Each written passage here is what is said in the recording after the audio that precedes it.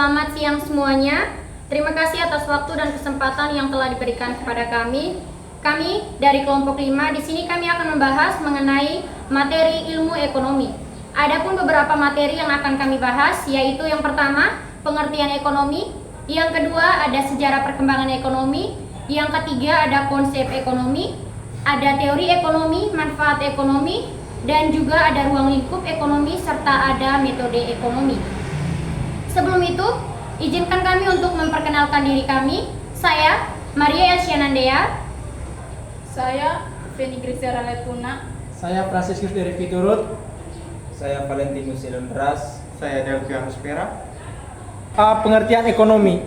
Pengertian ekonomi adalah sebuah ilmu sosial yang mempelajari perilaku manusia dalam mengelola sumber daya yang terbatas dan menyalurkan ke dalam berbagai individu atau kelompok. Secara etimologis, kata ekonomi berasal dari bahasa Yunani, yaitu oikos yang artinya keluarga, rumah tangga, dan nomos yang artinya peraturan, aturan, hukum. Pengertian ekonomi menurut para ahli. Yang pertama menurut Albert L. Meyers, ilmu ekonomi adalah ilmu yang mempersoalkan kebutuhan dan pemuasan kebutuhan manusia. Yang kedua menurut J. L. Mates, beliau memberikan pendapatnya tentang ekonomi adalah ilmu yang membahas tentang usaha manusia menuju kesejahteraan. Yang ketiga menurut Samuelson dan Nordhaus, beliau mengemukakan bahwa ilmu ekonomi adalah ilmu yang membahas tentang perilaku manusia dan masyarakat dalam memilih bagaimana menggunakan sumber daya yang langka dan mempunyai beberapa alternatif penggunaan guna menghasilkan berbagai komoditi dan kemudian mendistribusikannya baik sekarang maupun di masa yang akan datang untuk berbagai individu atau kelompok dan dalam suatu masyarakat. Yang keempat, secara fundamental dan historis. Ilmu ekonomi dapat dibedakan menjadi dua, yaitu ekonomi positif dan ekonomi normatif. Artinya, jika ekonomi positif hanya membahas gambaran tentang fakta, situasi, dan hubungan yang terjadi dalam perekonomian, maka ilmu ekonomi normatif membahas tentang nilai dan pertimbangan etis dan ilmu ekonomi. Sejarah perkembangan ilmu ekonomi. Ilmu ekonomi mengalami perkembangan yang sangat pesat sejak tahun 1776 ketika Adam Smith menerbitkan buku yang berjudul The Will of Nation.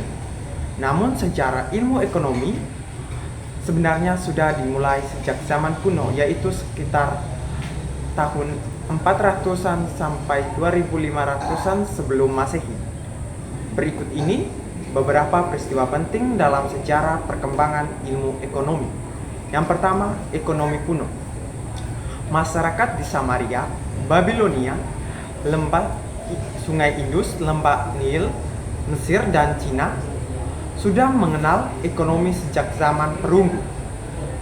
Mereka mengembangkan sistem notasi dengan menggunakan tablet tanah liat, papirus, dan bahan lainnya.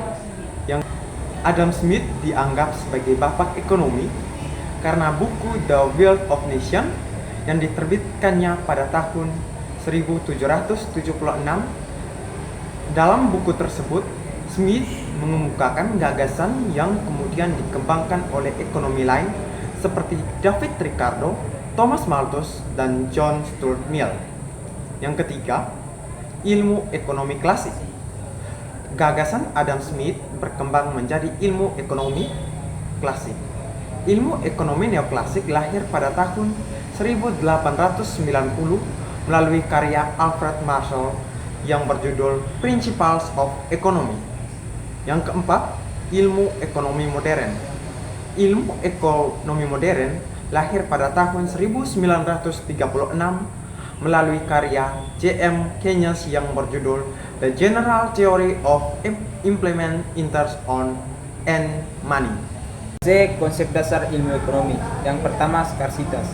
Skarsitas atau kelangkaan adalah pedoman di mana sebagian besar barang dagangan yang ideal tersedia dalam jumlah terbatas. Hanya produk-produk tersebut termaksud udara, cahaya matahari, dan lain-lain. Jadi dengan keadaan sekarang, pemanfaatan aset skarsitas harus dibatasi, baik melalui instrumen, nilai, atau cara alternatif. Yang kedua, produk. Adapun produksi dalam antrian umum merupakan segala usaha yang telah dilakukan untuk menambah atau mempertinggi nilai dari suatu barang. Sedangkan dalam artian sederhana dapat diartikan sebagai usaha maupun aktivitas dalam menciptakan suatu barang atau dapat mengubah bentuk suatu barang menjadi barang lain. Nomor 3, konsumsi. Yang dimaksud dengan konsumsi adalah segala tindakan yang dilakukan oleh manusia yang dapat menyebabkan kekurangan atau hilangnya suatu nilai guna dari suatu barang. Dengan kata lain, konsumsi adalah pengeluaran kebutuhan akan barang dan jasa seperti sandang, pangan, serta perumahan. Nomor 4, investasi. Investasi adalah perubahan modal yang ada dalam jangka waktu tertentu dan biasanya 1 tahun, atau bisa juga diartikan sebagai investasi yang dilakukan secara pribadi atau oleh suatu perusahaan atau organisasi dengan tujuan untuk mempersiapkan masa depan. Nomor 5, pasar. Pasar adalah suatu mekanisme atau jalur di mana bertemu pembeli dan penjual dan akhirnya berinteraksi dalam menentukan suatu harga dan mempertukarkan barang dan jasa. Secara sederhana, pasar adalah tempat di mana keseluruhan interaksi permintaan dan penawaran barang dan jasa terjadi. Keenam, uang. Uang adalah alat yang digunakan dalam pertukaran barang dan jasa. Uang juga dapat diartikan sebagai alat untuk melakukan suatu kegiatan ekonomi, atau uang juga berfungsi sebagai suatu ukuran dalam melakukan transaksi. Yang ketujuh, surat kredit atau LC. Letter of credit adalah surat yang diterbitkan oleh bank devisa atas permintaan importir nasabah. Bank devisa yang bersangkutan dan ditujukan kepada eksportir di luar negeri yang merupakan kerabat importir. Teori ekonomi. Yang pertama, teori ekonomi klasik Adam Smith. Dalam buku berjudul An Inquiries into Nature and Cause of the Way of Nation yang merupakan karangan Adam Smith tentang teori ekonomi klasik. Yang kedua, Rostow, teori modernisasi tahapan pertumbuhan ekonomi. Dalam bukunya yang berjudul The State of Economic Growth, a Non-Communist Manifesto yang merupakan salah satu karya W.W. Rostow, menurut pendapatnya, perkembangan ekonomi suatu masyarakat meliputi 5 tahap perkembangan. Yang ketiga, teori nilai surplus Karl Marx. Pelopor teori ini adalah Karl Marx yang merupakan seorang filsuf dari Jerman. Selain itu, ia adalah seorang agitator yang telah membangkitkan persatuan di antara kaum buruh dan intelektual yang merasa dirugikan oleh kapitalisme pasar dan sekaligus merupakan pendorong ekonomi ke dalam zaman kegelapan baru. Manfaat ekonomi. Berikut ini adalah beberapa kegunaan dan manfaat ilmu ekonomi bagi manusia. Yang pertama, memberikan masukan dalam pengambilan keputusan ekonomi. Yang kedua, membantu masyarakat dalam memahami pola perilaku ekonomi suatu masyarakat. Yang ketiga, membantu memberikan pemahaman tentang potensi dan keterbatasan suatu kebijakan ekonomi. Yang keempat, meningkatkan kepekaan manusia terhadap masalah ekonomi atau global. F. Ruang lingkup ekonomi.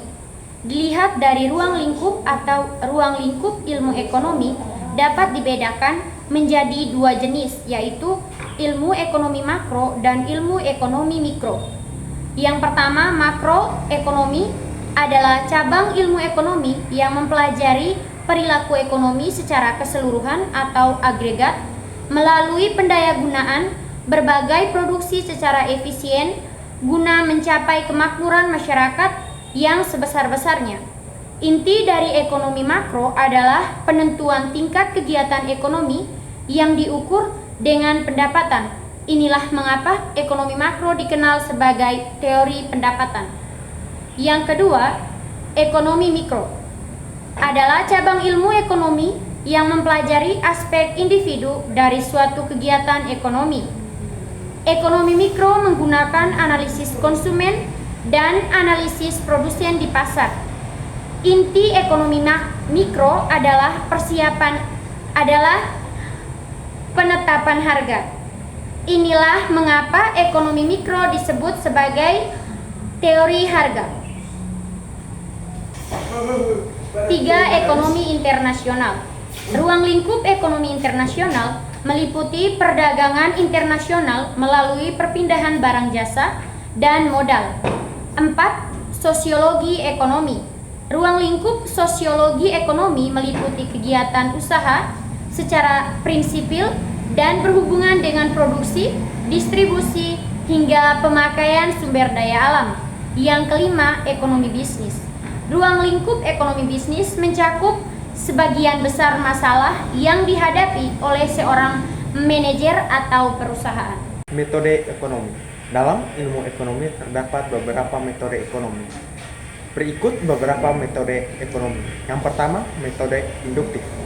Metode induktif adalah metode yang dilakukan dengan cara membuat kumpulan semua informasi yang berkaitan dengan data dalam realistis kehidupan.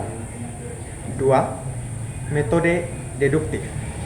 Metode deduktif adalah metode yang proses kerjanya berdasarkan hukum, ketentuan, prinsip umumnya yang telah teruji kebenarannya. Dengan metode ini, ilmu ekonomi dapat mencoba untuk menentukan bagaimana memecahkan suatu masalah menurut prinsip dan ketentuan hukum yang memang ada dalam ilmu ekonomi. 3. Metode matematika. Metode matematis ini ditunjukkan untuk menyelesaikan suatu masalah dengan cara menyelesaikan masalah secara matematis. Artinya, dalam ilmu ekonomi terdapat kebiasaan yang biasanya diawali dengan pembahasan argumentasi, sehingga melalui hal tersebut dapat dipastikan bahwa kajian tersebut dapat diterima secara umum. Yang keempat, metode statistik.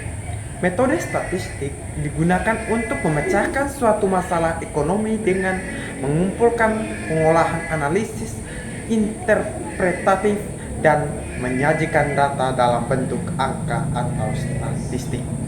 Oke, sekian presentasi dari kelompok kami. Kurang dan lebihnya kami ucapkan terima kasih.